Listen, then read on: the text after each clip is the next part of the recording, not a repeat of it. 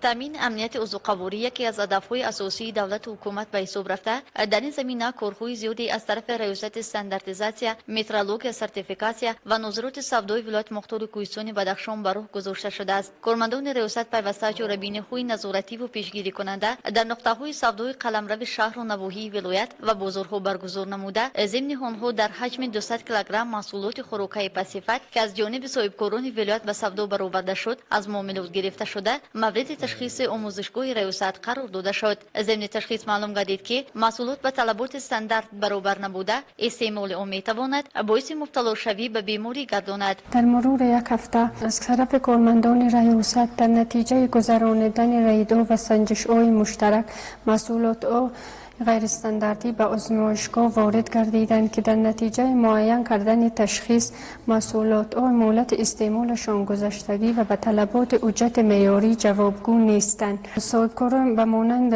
خورکش و سوراب طیب و از نوعه روشقله، از نوعه مرغاب رشید و از نوعه شغنان الف بیک و دیگر صاحبکاران برای به دست آوردن فایده مفت برخلاف قانون جمهوری تاجیکستان قانون درباره حقوق استعمال کنندگان می باشند.